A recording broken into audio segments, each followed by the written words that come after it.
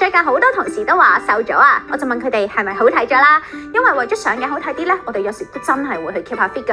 咁但係咧，一個人肥定瘦咧，其實係視乎佢哋嗰個飲食習慣啦，同埋有冇做運動嘅。不過肥瘦都唔係重點，重點係健唔健康啊。係日常咧點樣嘅飲食習慣會導致肥胖噶？嗱，其實最簡單嚟講就係個飲食熱量超標，過個只需要嘅話咧，就會肥胖噶啦。咁但係通常陷阱喺邊咧？就係平時飲嘅啲甜嘅飲品啦，好多人食飯中意撈汁嘅啲汁汁醬醬呢啲咧，都係危險嘅。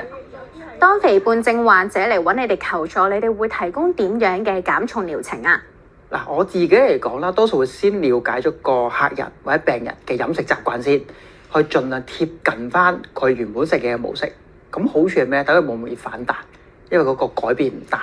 咁然後啦，再從佢原先嘅熱量攝取，去減翻可能大約500卡路里度，或者再多少少去做嘅。另外我都會喺診所會教埋啲客人做一啲嘅阻力運動，去幫佢保持甚至乎提升翻個肌肉量咁樣。因為有啲朋友仔會係嗰個肌肉量過低，然後拖低咗個新陳代謝，變咗好容易肥。咁所以我將佢個新陳代謝拱翻高嘅話咧，其實就會食多啲嘢都冇咁易肥，就冇咁易反彈啦。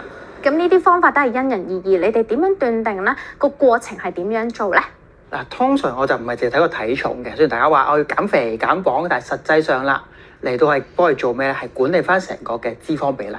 咁所以當時我會主要集中喺個成個體脂整體嘅皮下脂肪要下降啦，同埋另外嗰個內臟脂肪都希望幫我哋改善到嘅。通常開頭嗰1個月度咧，其實我主要用飲食調節先嘅，因為好多時已經見到效果㗎啦。咁由過完第幾個月，我先至會加啲運動落去，去到幫佢過啲可能叫平台期。咁甚至乎睇埋個客人本身自己啦，個肌肉量高定低。咁如果肌肉量過低，咁咪早少少要佢去做運動咁樣咯。咁過程當中對患者嚟講最難係啲乜嘢啊？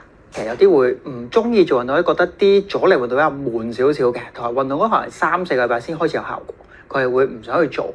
咁咧就係好多時我哋會幫佢記錄翻，需要個客人記錄翻佢成個飲食習慣。咁但係啲話懶啊，我都覺得我都係食差唔多嘢啫，費事影相俾我啦咁樣。